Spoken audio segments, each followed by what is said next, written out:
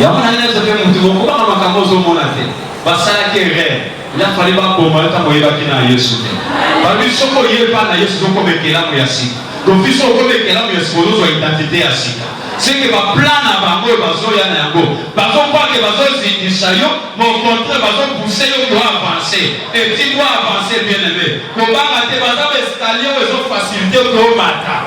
À travers la barrière obstacle wana, de ko sala que gloire na Nzambe sali et s'éclater. Yango ko intimider Nzambe te. Yango ko bangi sans Nzambe te.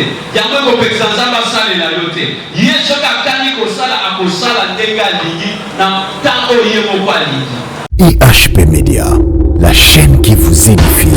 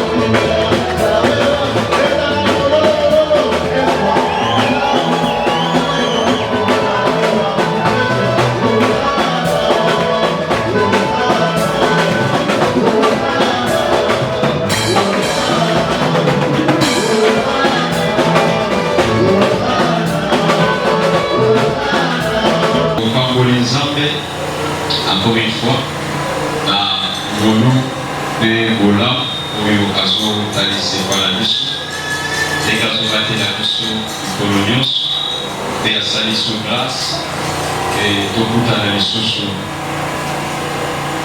le Bola et l'eau, et tout élément, il faut se tout partager ensemble et le bon ensemble, ensemble de Azologo. Merci pour Willy, pour la confiance sur eux. Merci Père pour la présence dans eux. Amen.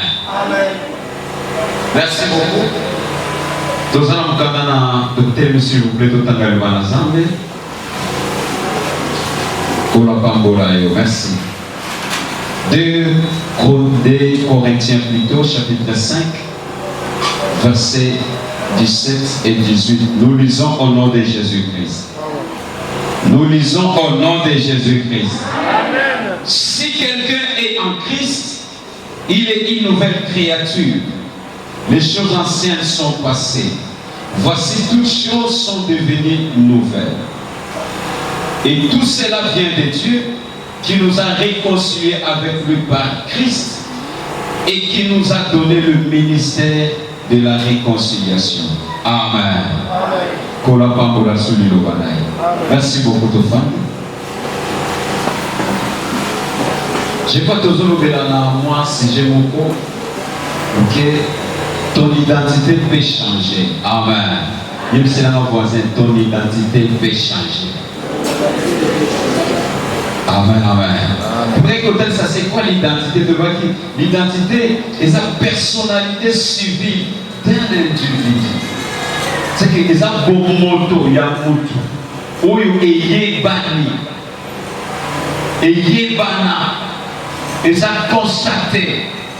Et il y a bani. C'est que bon moto, il y a moto légalement reconnu. Il y a une identité. Il y a une identité. Comment on a les noms? Pour voyez pas vraie identité à moto. Bref, on est que tout dans la carte. Si on a la carte d'électeur, on se donne la carte d'identité, c'est que nous identifier pour tout facilement. Or, on a identification, tozomona dans l'identité ya moto plutôt ya liboso tozomona kombo na ye. Amen. Yango tolobaki bo ntango nzambe akelaki motu akelaki boye tozongela ngo su mingi eza te parce que bao tozalaki na bango c'était le jeudi tomekaki kolobela moye tozongela ngo su eza te parce que toza na minute moke. Ntango nzambe acréé motu acréaki motu na identité. Et c'était quoi l'identité? A créé moutuna elili na ya pesi pouvoir, a pesi autorité, domination, Nicolas et Dieu c'est là qui crée. Et chaque soir Dieu venait pour n'appuyer pour solo na moutu. Avec la identité au soki a yenza bazana facilité à aborder. Même mukolo oyo Satan, oyo avec le serpent ancien à séduire moutu. À loin de la présence dans un tu connais l'histoire. Tant Mout a désobéi à Ozamba Yebisaki, à partir de ce moment, le Kola Zamba Yebisaki Moukoloko désobéi, Moukoloko ya commencé au Dieu mourra. C'est-à-dire qu'on va changer d'identité. Or, à cette identité où il y a pour vivre éternellement. À cette identité où le passé est athée. À cette identité où le malade est athée. À cette identité où souffrance, difficulté est athée pour toi qui a voté. Même pour la désobéir, c'est que le diable a démissé la identité où le Zamba a pésaquillé parce que préparer la bégana qui est dans le jardin. Parce que le jardin était réservé uniquement pour la identité où le Zamba est pas péssima. Amen.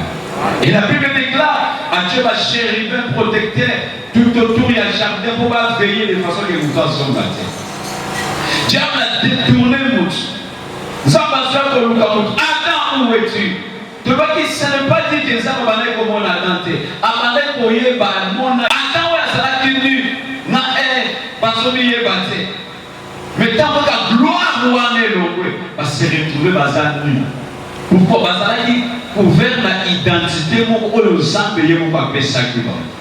Et le diable a sali par tous les moyens a détruit personnalité et tant que la personnalité on est bébé mutu alongwe la présence dans or et ça identité oyo Zamba zoluka yo sala na ngoko tenir la présence là parce que il n'y a que Dieu, il n'y a que Jésus. Il y a une solution à ma camounon sur mon toit pour le Canada. Mais laisse-moi te dire d'avance, même le diable est limité. Diable n'a pas de limite, mais il n'y a que Jésus, il n'y a que Dieu qui est sans limite. Il va contrôler la caillette. Il contrôle, mais il va contrôler la caillette. Oh, le diable dans ce sala, ça va être capable d'intercaler un peu. À vos disciples, et Dieu peut lui donner aussi l'accès que va agir ça là, mais à couper ça y limite. Souvenez-vous des gens, avec Simba, mais mon lit mon allié, Simba. Le diable est limité, mais nous avons crié à un Dieu qui est sans limite. Et il s'appelle éternel, c'est-à-dire il n'a ni commencement, ni début, ni fin. Tu vois qu'il ensemble, non parce que nous existons, mais ensemble parce que nous sommes ensemble. Amen. Tant que va faire ici identité, il y a Adam et Ève, ne va se retrouver les bandes dans le jardin. Et depuis ce temps, ne peut vivre à mon contacter dans la difficulté, parce que contacter, mignon que côté, mignon qui se côté. Pourquoi? Parce que l'identité, on le sent pas, on se dit que en communication, en contact, et bébé. Mais aujourd'hui, c'est encore possible que tu retrouves cette identité pour le Adam et Aliboso à Boukisaki.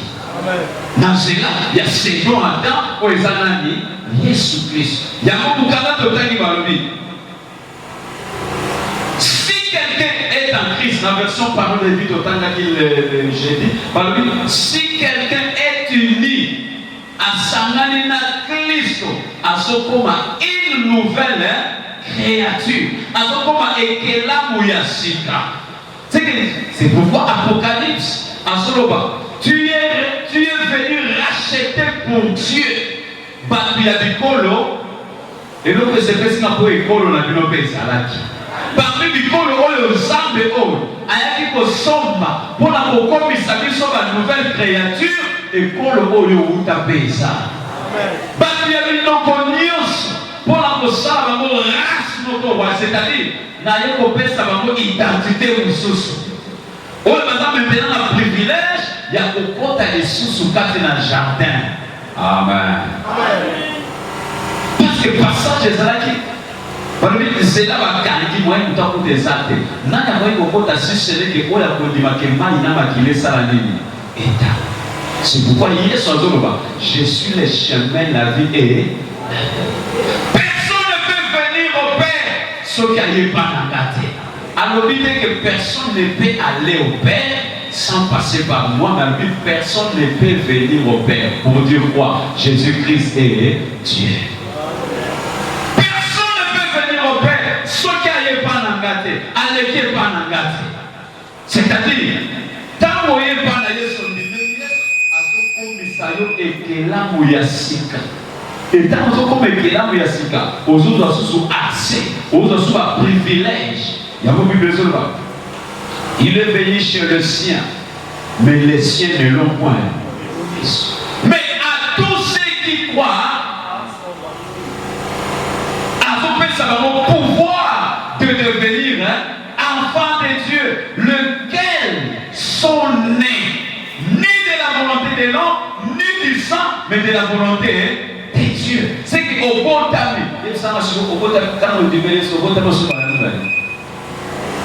amen. C'est-à-dire quoi? Et ce que l'on dit maintenant, Yesu, pour qu'on ait là où il y a. Et en cela, on va retrouver vraie identité où on a papa.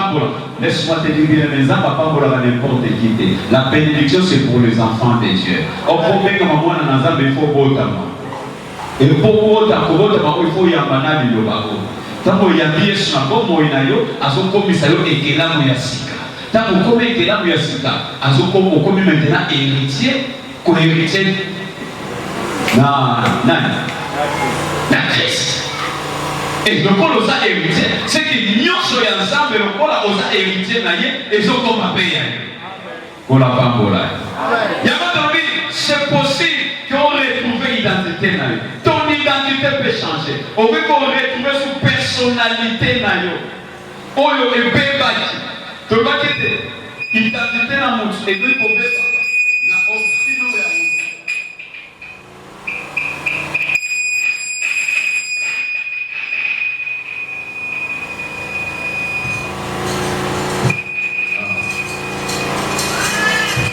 identité na mutaki kobeba na origine ya mutu mwana exemple ya rite et que kobeba pe na ba circonstance oyo mutu akutani na yango ba réalité oyo akutani na yango et que kobebisa pe identité na ye.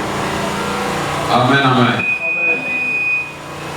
Bato bakoki kozala pe à la base ya kobebisa identité ya mutu, mais c'est possible que l'identité n'a eu ate se bebaki ata famille ebebisaki yango ata ba réalité tomona ki rite combien identité na ye ebebaki identité nezobeba pourquoi atikaki mboka na bango oyo ezalaki na ba promesse na Nzambe bakimi mpo na nzala etango bakimi mpo na nzala bote bakendaki mobali akufi bana mibala zaki na basali ni bakufu akebenga ma veuve c'est qu'à perdre identité réelle normale oya zalaki na yango à cause ya circonstance ya vie et lelo pesa na batu ba circonstance ya vie et sali ki azala oya zalelo ba réalité ya vie et sali ki azala oya zalelo mais malgré ça malgré la famille, réalité de la famille à origine et pébisi identité na yo. Mais nous voulons te dire que c'est possible que on retrouve vraie identité na yo. Amen.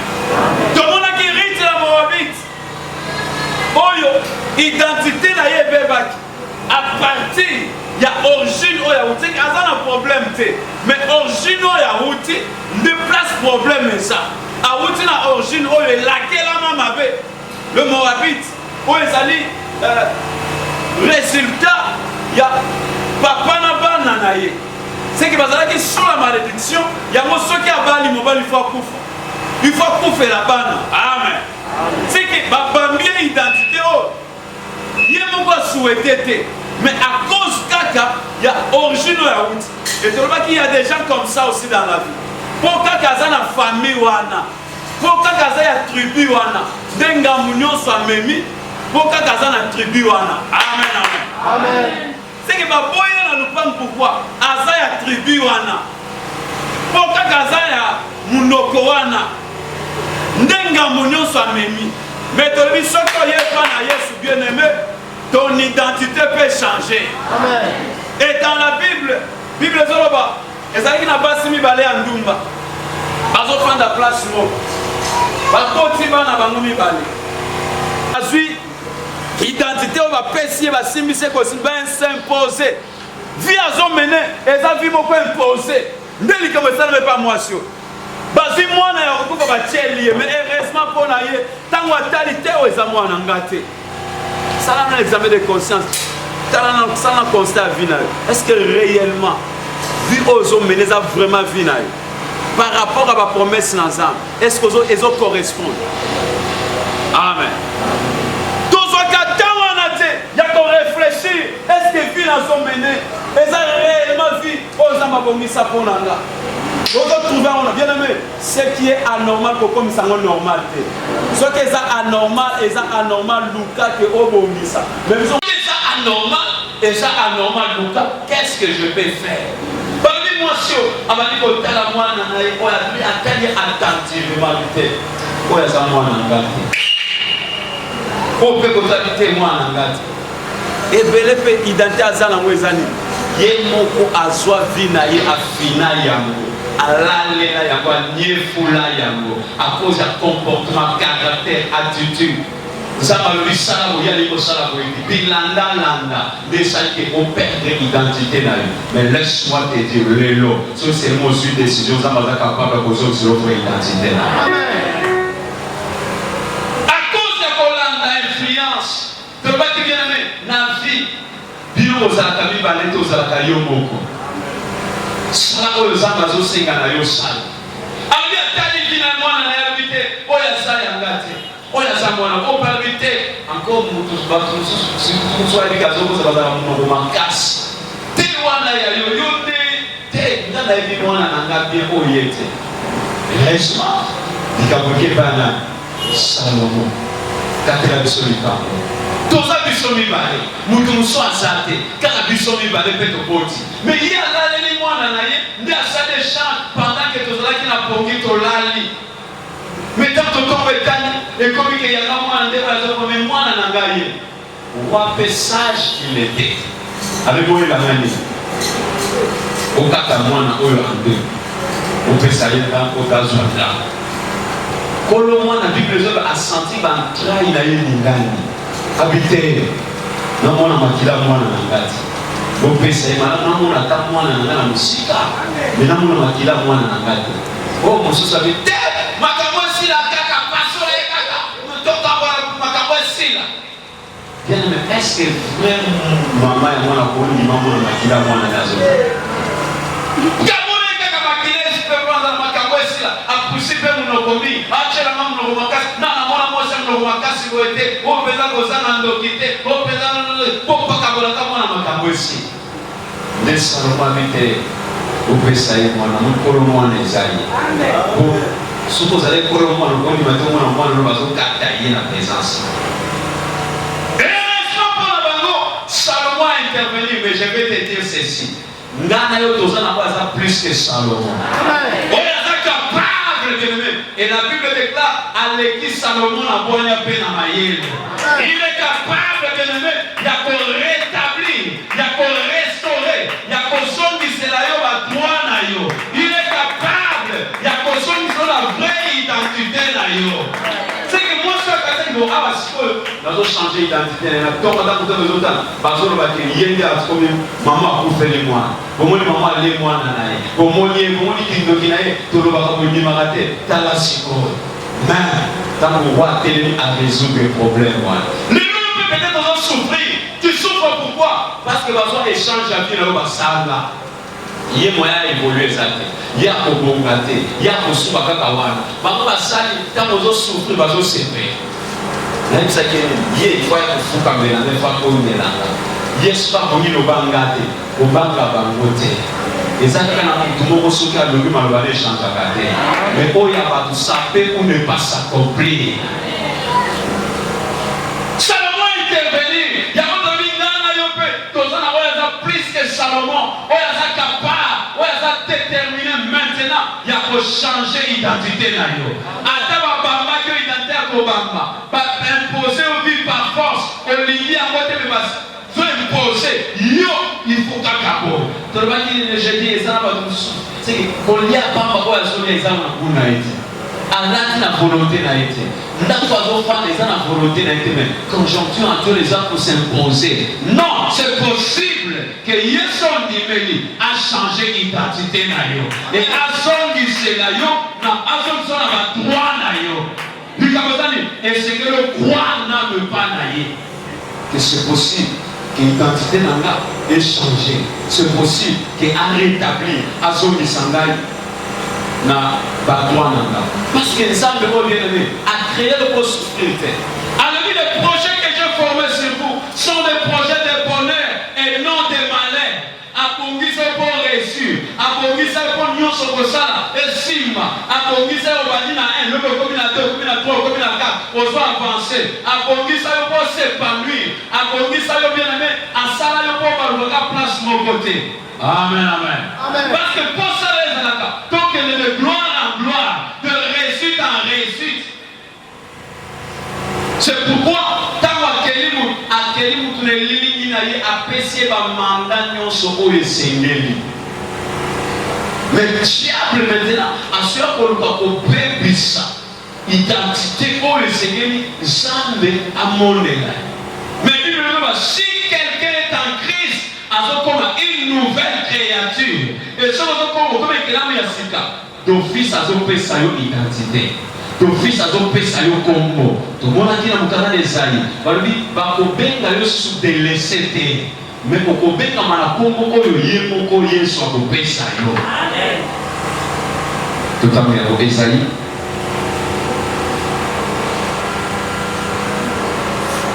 Est-ce que tous ensemble? Ésaïe chapitre 62.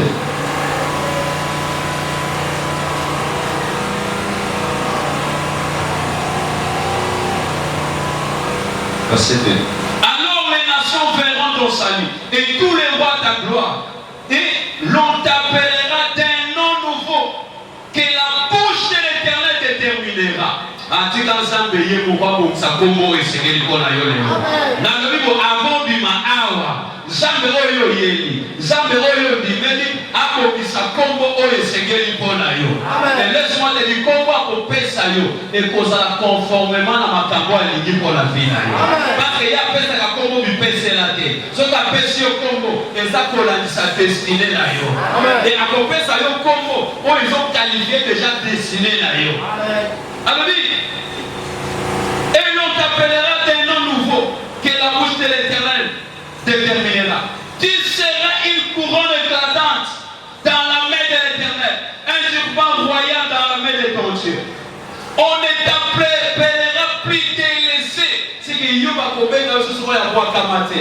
Oya sundola mate. Oya bala katete. Oya bonga kakatete. Yo okogoyi ngamana kombo oyo zamba bongisi mpona yo. Analobi bo yo bakobenga yo. Ata lelo bango bapesa ba identité na bango, mais zambe oye koluka. Oyo ba nyonso bazala ke pale bakoma ba nouvelle créature. Alobi bo bakobenga yo. Na kombo oye mo bakopesa yo. Akopesa yo kombo oyo kozala ke kembo na ye etalisa parce que tu es la révélation de sa gloire. Amen. Donc quand on peut ça bien kembo na ye et c'est que le peuple non wala izan zambe kaka il faut ça la likabwana. Donc quand il y a la passe à tirer gloire et c'est que la salle la yo likambo moko o il faut ça que kembo na ye et monana.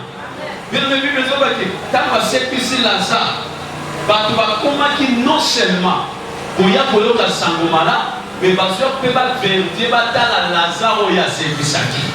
Amen. Et tika Yesu.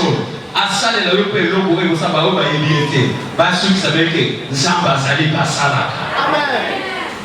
Tolobi bakombo bango bakokopesa yo problème eza te yango ekoinfluence nzambe te yango ekointimide nzambe te yango ekobangisa nzambe te yango ekopekisa nzambe asalela yo te ye soki akani kosala akosala ndenge alingi na ntango oyo ye moko alingi.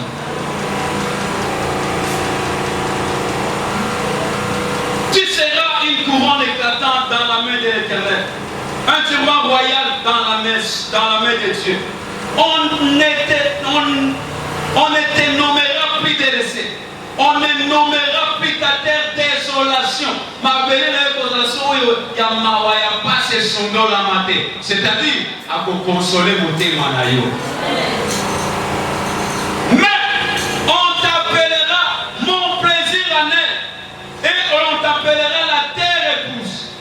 Car l'Éternel met son plaisir en toi. Et la terre aura un époux. Amen. Ma belle kozala mobile. Autant moi c'est Zobala. Azora kombo ya mobile. Et tant que c'est ça qui fait la fierté. C'est ça qui fait la gloire de la femme. C'est que gloire à moi si. Et ça kombo ya mobile. Yango na moni bana basi ko na Bible. Ba l'occasion bani. Toi fais-nous seulement porter ton nom. Attends, tu lèves dans la maison, mais tous à la combo na yo. On se fait combo na. Si vous voulez le sang, azo pesa yo combo. Ce qui a pesa yo combo na ko changer ya. Bango ba pesa ki ba combo na bango. Pour la ba identité na bango. O ba lingi ke yoza, mais yepe le ba déterminé que yo oza o bango ba lobite ke yoza. Yo koza oyo bango bazo proclamer te mais yo oza oyo ye moko bipebo na ye tatoli ke yo sa c'est pas kobanga oyo bango balobi te kobanga oyo bango bazoloba te kobanga oyo bango bazosala te basala makita na bango mais seule c'est la volonté de l'Éternel qui s'accomplira oyo akani kosala akosala yango sans empêcher. D'ailleurs tika baobstacle eya bapariere eya bapariere wana ekosunga lokolo escalier omanda baobstacle wana ekoede po efe basolisa Moïse nayebi ke fama kolibere bino te mais il faut alanda bino je vais faire c'est que koya na ye poursuite na ye ekoéclate gloire na nga yango na nene sope mutu okobanga makambo ozomona te basalaki erreur il a fallu baboma yo ntango oyebaki na Yesu te babi soko oyeba na Yesu zokoma ekelamu ya sika donc biso okoma ekelamu ya sika ozozwa identité ya sika c'est que ba plan na bango bazoya na yango bazokwa ke bazozindisa yo mais au contraire bazopousser yo ko avancer et tu dois avancer bien aimé kobanga te bazaba escalier oyo ezofacilité ko mata à travers ba barrière ba obstacle wana nde kosala ke gloire na Nzambe sali et s'éclater ça bazabisa Moïse Pharaon a libéré binote mais ma mère puissante est ko forcer ye alinga te boko bima parce que le boko na ngai nza et ko forcer ka bimisa bino amen tika esala mape bongo pona yo amen peu importe la loi ouais ça qui est établi peu importe maloba peu importe atabo bi ya boto na famille moko elakela mama be ne t'en fais pas biloba na suka et uta ke pana elombe ko ya banga ka bilombe te bazem za Joseph tokotana ko bandoto na ye ekokoma mais pour influencer sans péter. Tant que ça n'a pas d'autre na soya, tant qu'angaye tant bombaye, tant que t'as pas d'autre na koko, tant que t'as la soya kokisa.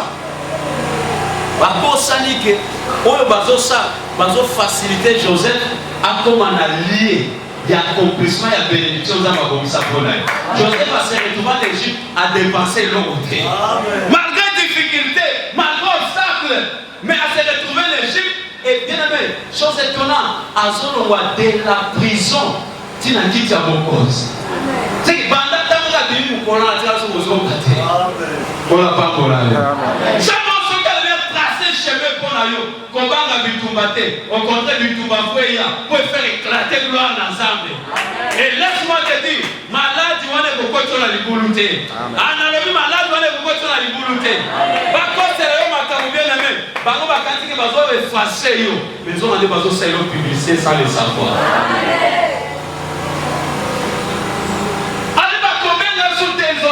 te mokozwa kombo oyo ngai moko nazopesa yo okobengama na kombo oyo ngai nzambe nabongisi mpo na ntina na yo.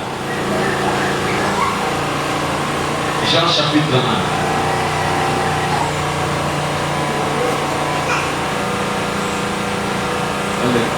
Ataka ya biloko esala eza pouvoir.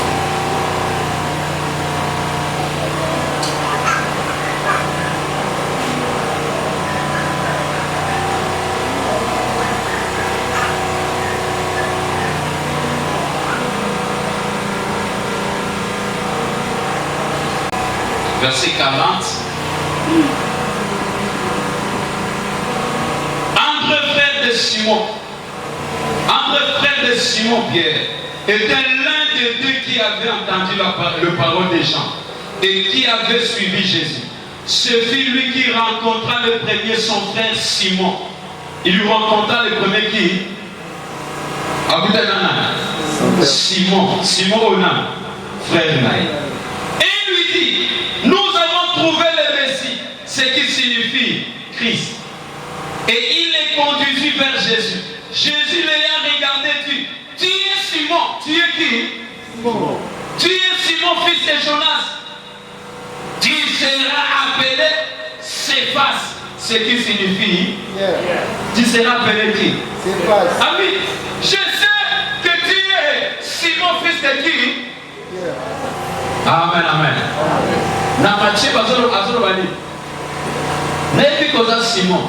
Et moi j'ai dit que tu es. Et tu veux comprendre? Amen. Et c'est ensemble. Amen. Simon, fils de Jonas, il est conduit vers Jésus. Jésus l'a regardé, a lié. Alors tu es Simon. C'est que à son c'est quand la identité là yazala qui là. Le médecin se fait l'identité comment il y a les bosses années. Bongo ya mutu. Oza Simon, fils de Jonas. Non pas Simon, fils de Jonas. C'est un voisin, Simon, fils de Jonas. Tu seras appelé. C'est que ah ouais, moi va venir changer l'identité là. Amen, amen. Oza Simon, mais moi j'ai dit que toi, tu es Pierre. Et sur cette pierre, souvenez-vous, je bâtirai. Penazo pesa bafongola. Nyoso kofongola. Et vous savez, nyoso kofongola c'est la mabele kofongola. Nyoso okanga vous savez. Bien mais chacun au bout d'aller na Yesu, azo comme ils sont une nouvelle créature. Et azo va changer identité na yo. Tala identité Simon zalaki na yango. Niveau standard wala zalaki na yango. Et ayeba na ke oyo azambo lobi nini? Miss ayeba na bon la il Simon. So dans la pose en miss pour qu'il ne pas Simon. Mais tant que vous lui Yesu atanié. Alors tu es Simon. Mais moi je t'appelle Ozanan Pierre. Et dans ma tête du colon de Banga O Nena Kotonga. Même le séjour des morts. Et quand on a proposé du colon à côté. Mais du colon à Simon. Du colon à Baoué. Il voit que on a proposé du colon à côté. Mais le colon de identité, on a ça. Même le séjour des morts. Et consolation à pouvoir les colons à yoté. Il y a un élève qui s'appelle Moutoumoko, Zabanga Pesa Kombo Lelo. Bitouma ya famille, Bitouma ya quartier, il suffit seulement pour t'ananaye. Ba piège à maman taba petit et aussi mayoté. Parce que tant qu'il y a personne au Congo Torobi, ils ont changé d'office destiné à yo. Tant qu'il y a personne au Congo, ils ont changé de malamo pas venir à yo. Tant qu'il y a personne au Congo, ils ont compté dans l'histoire et l'histoire et la vie à yo. Alors tu es Pierre. Et sur cette pierre, je bâtirai quoi? Mon église. Mikona bawe. Et quand on a congelé le colon à yango, te, nyoso kokanga na se. Et quand on peut, c'est qu'abanani ko changer identité na ye, abanani ko changer qui voyait, yeba yeba na qui pécheur, mais tant que Yesu a péché Congo, torbi lelo o, to yoki matin ya Pierre, to bomboli mitema, mais sur d'aller dans Simon, anga dans la limité. Avec na zo comme ça yo, on retire la kaka molobi bambisi. Mais désormais Pierre, on commet si pour le molobi a. C'est pourquoi souvenez-vous, première prédication et après on a le jour à Pentecôte.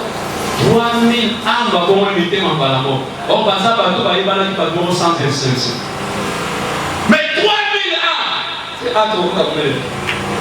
Babongo limité mambala. Amen, amen. Pourquoi tant que Yesu a changé l'identité naïe, après cette identité, oh le bien-aimé, ataboye kobundisha, ataboye na butu, ataboye na mol, yango mol sikol. Et comme la maman, bon Dieu sera comme moi là. Bon, toto sabino, toto sabino. Amen. Ce qui s'en va changer d'identité n'a pas capacité au Seigneur. C'est pas Lucas a changé l'identité naïo. Il y a votre vie, ton identité peut changer. Situation de traverser peut changer.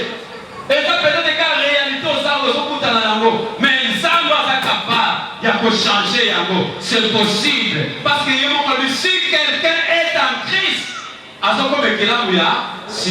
les choses anciennes sont. Et toutes choses sont devenues. C'est que ça n'a pas pour la vie. Analogie, ça n'a pas pour la vie. Et ça n'a pas pour la vie. Souvenez-vous, on a fou la gada. Bible de Babo. Mon bimba. Azo préféré faire la cimetière. C'est que l'identité n'a yé. N'a qu'on va parce que dans la Bible, la marche chapitre 5, je crois. Alors oui, il y a comment les Aladina. Quel est ton nom? Les gens. C'est-à-dire que tu osais briller. Et ce jour-là, il y aura une identité pour toi. C'est pourquoi l'identité à soi qui. On va vivre une vie normale. Vie à son préférence dans la cimetière, à son kata, à son fond de colombe. Moyen de toi maîtriser les athées. À ta bakaliba chien, ils ont simbaté. Pourquoi? Là, tu sais l'identité pour le moyen pour maîtriser les athées. Il y a ça qui a dessiné à Bonyoko. C'est que résidence na Yezawa, cimetière, il y a un tombeau. Mais yo, maintenant, à la bouche, tu peux mettre un tombeau aussi pour ta moitié. Pourquoi? Les résidences na hauteur. Mais pour le coup, tu as Yesu bien aimé.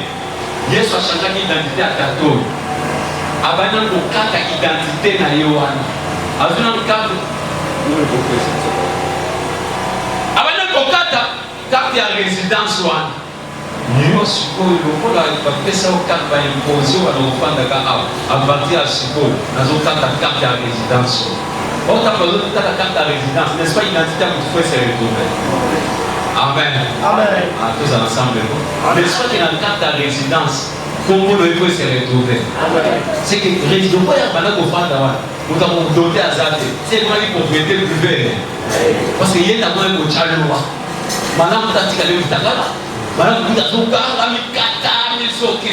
c'est qu'avec une vie contraire, il y a un monde normal avec une vie.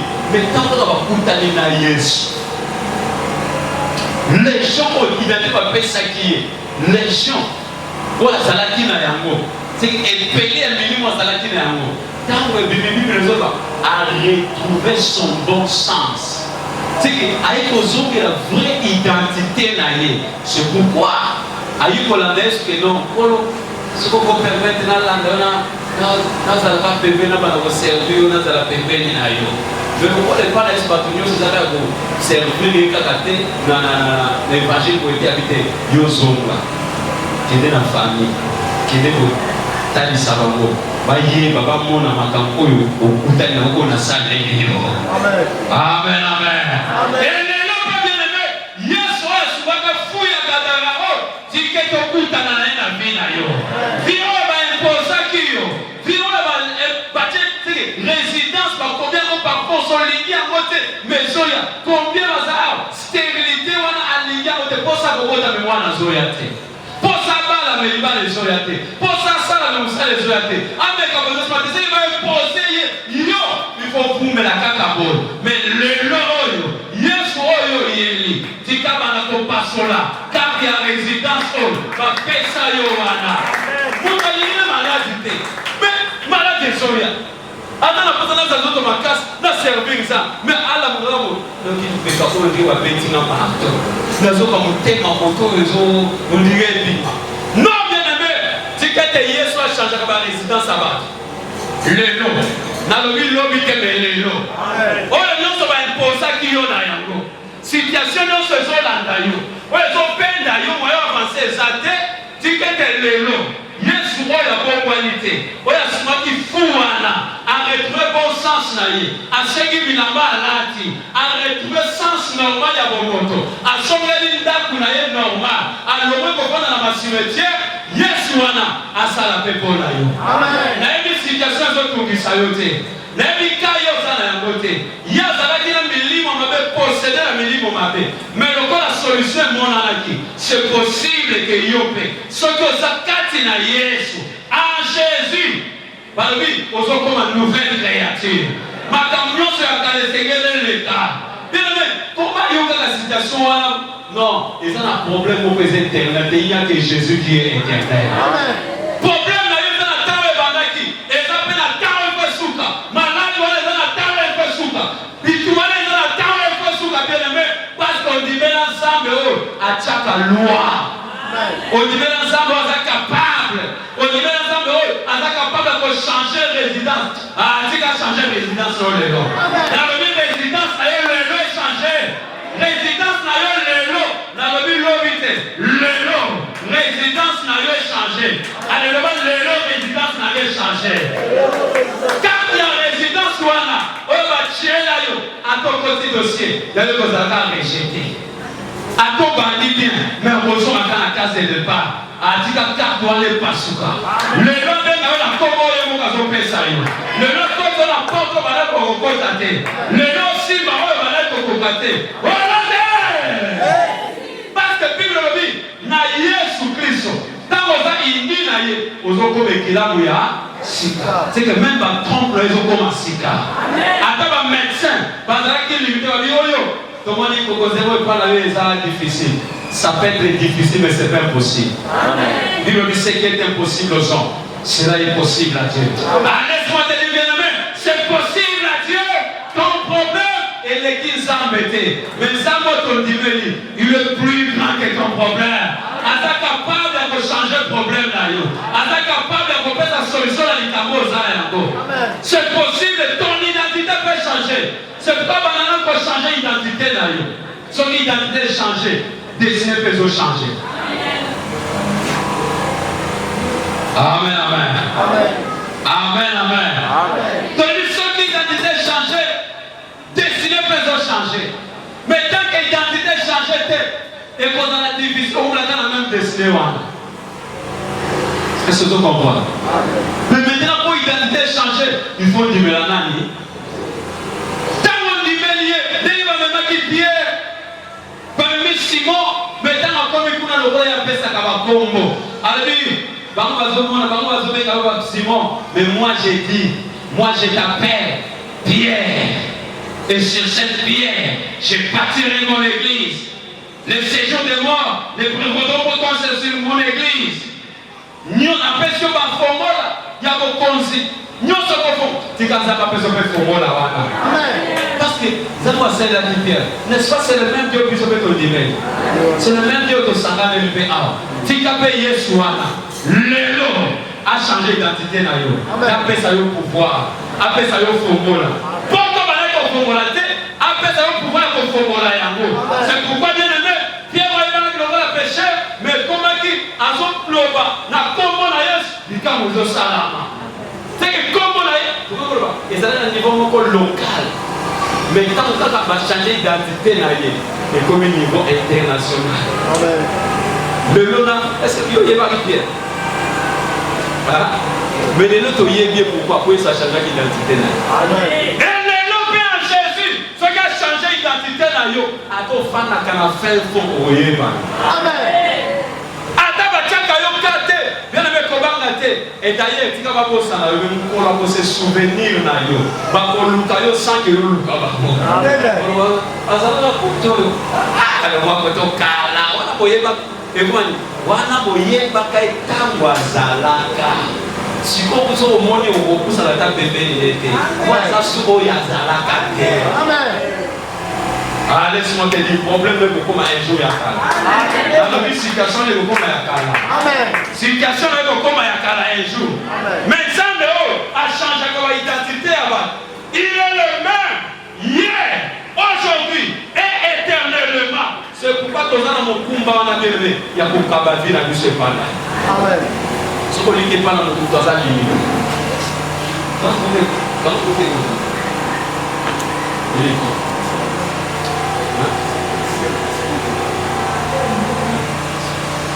Voilà pas pour là. Amen. Mais avec le pas de ça, c'est même le moment où nous avons fait la diable, on appelle ici des bateaux, par exemple, il dit ça. Modérateur, raté. On a 20. Amen. Mais avec le pas de ça, c'est même au moment. Zamba Sungayo Salaka, la courant semaine, je crois, d'être aux enfants, au salarié, au Seigneur, pour le moment, pour le bouquet, pour Zambé. Ça la paix du son. Et là, il y a un changer d'identité. Amen. Vous terminez avec vous. Ami mwipe, si wewe Yesu, zambi wanye. Ami mwipe, Yesu ajinanga. Ami mwipe, si wewe.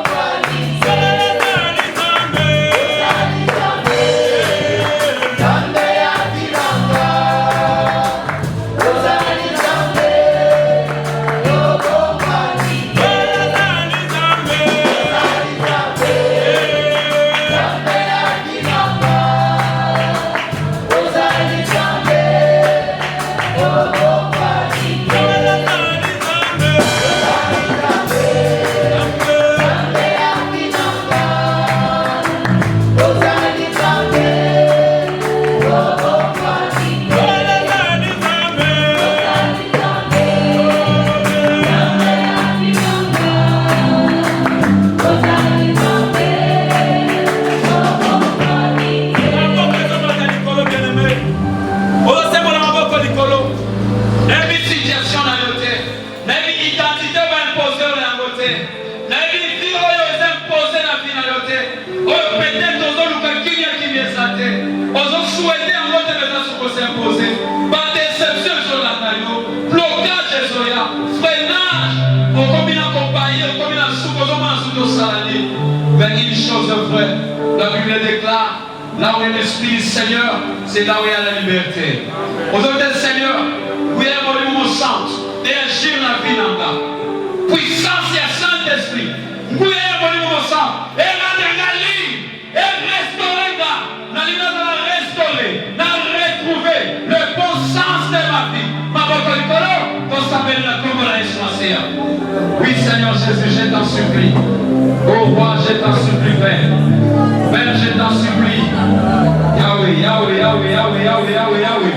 Zambenanga, Zambenanga, Okelenanga, Elikiananga, Yesu Masia. La belle, tu ma boca matalikolo. Mouya Zambekita, et localisé au bien-aimé. Mouya ça, et rendre libre. C'est possible, vie n'avait à la restaurer. Mon Père et mon roi, je t'en supplie parce que tu es Dieu. Je t'en supplie parce que tu es roi, Seigneur. Mouya la Yomassianza. Mouya la Yomassante. Puissance ya Yomassante. Mouya la Yomassante. La puissance du Saint-Esprit, Seigneur. Nous sommes là pour toi, Jésus. Nous sommes là pour toi, Père. Nous sommes là pour toi, Yahweh. Nous sommes là pour toi, Père.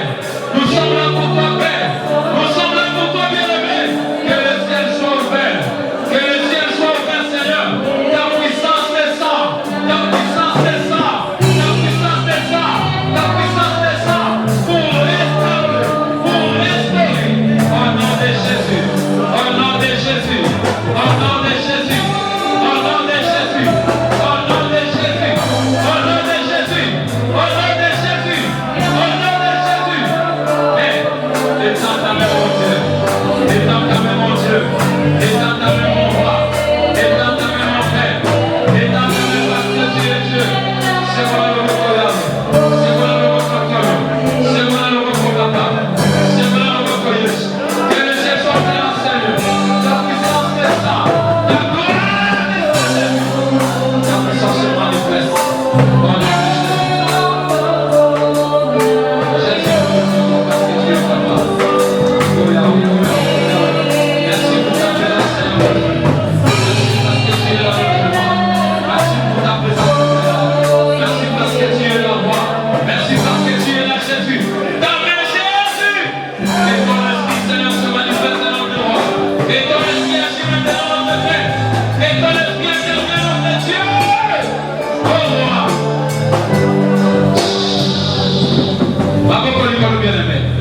Attention, on s'entend localiser. Yenda zako rendre yo libre. Yenda komimisa na kunda wa kote sai. Yenda zakapa ya kosekisa liko ekauka. Yenda zakapa ya komimisa na kunda. Ata basiba sinyaki. Ateza na caché babetaki. Ateza libulu wa kote sayo. Que l'option de délocalisme était là. Maboko ikolo attention. Basiba wa bakanga kiona. Muyana sabe kitela wa plasoza. Délocaliser yo. Malado va imposer la vie na yo. Malado va paix. Balua ya quartier, balua ya famille. Influence nyonso. Vous êtes ensemble, vous êtes empêchés d'avancer. Tu as des options à Saint-Esprit. L'option qui brise les chaînes. Et agir la vie na yo. Et agir la vie na yo. Attention à votre école. Que l'option de l'aide de touche maintenant soit libérée de ta maladie. Au nom de Jésus. Au nom de Jésus. Au nom de Jésus. Au nom de Jésus. Père, que ton option souffle maintenant notre Dieu. Que ton option souffle, Seigneur. Que la salle soit sous l'atmosphère du Saint-Esprit. Souffle Jésus. L'Esprit qui a ressuscité Jésus d'entre les morts. Au Père, au roi, et rentre de la main de haut. Yahweh, et donc sa vie. Dans le nom de Jésus. Bien-aimé, aux autres, les mêmes influences, nous, au lieu de qu'il y a un collant, au lieu de qu'il y a un kimia, au lieu de déstabiliser, on est bloqué, on est empêché chacun de s'épanouir. Aux autres, on continue, on commence à être dans la fin de l'année. Il y a des choses au monde intérieur, peut-être on va gagner à ce sambouloté. On va gagner tout le temps là où il y a encore nous avons un Dieu qui contrôle tout, qui est capable de côté tout ma plan à bango pour sortir ma boule na bango. Aujourd'hui à côté tout ma plan nuance, ma programme nuance, ma surprise sur désagréable contre ta vie. Et ça a renversé pour ça va y avoir comment la Jésus Massia. Au nom de Jésus, je détruis leur plan, je paralyse leur projet. Dans le nom de Jésus, la comment la Jésus, on va signer contre les gars, on va canner contre les gars. Et la prise au nom de Jésus, et la tête au nom de Jésus, que leur projet soit direct sans aucun. Signature nuance, on va signer, et la détruit dans le nom de Jésus. Leur programme soit brisé, au nom de Jésus, au nom de Jésus, au nom de Jésus, au nom de Jésus, au nom de Jésus. Mon Père et mon roi, mon Père, maintenant, la surprise sur ce Seigneur, et de la renverser, et de la renverser, et de la renverser. La combo la yes, la combo la yes, la combo la yes.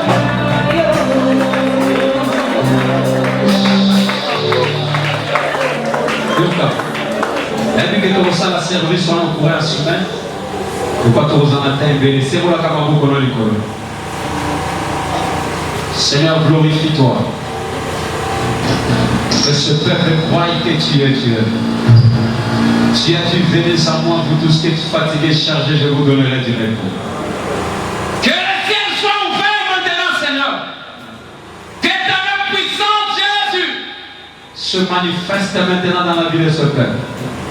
Nanyaya et pas dans zone de influenceuse à qui a yoté la vie à papa ou maman ou les gens qui sont quel que soit l'origine, il y a effet. Au nom de Jésus, c'est un ordre maintenant. Nakombo na Yesu Massia. Force aux autres individuels. Attends, qui déjà menacé dans loi. Vous voyez comment on a d'autres naïs. Maintenant, nous avons béni au nom de Jésus. Sois délivré au nom de Jésus. Que la puissance de Dieu te saisisse maintenant. Que l'onction de Dieu te traverse. Bachene Kouya, Balien Katana, Nakombo na Yesu Massia. Nakombo na Yesu Massia. Servitude je te donne. Douleur et pas vente. Oui, baleko ça la maman. Moukongo pas, baleko ça la papa. Allez, je te donne maintenant au nom de Jésus.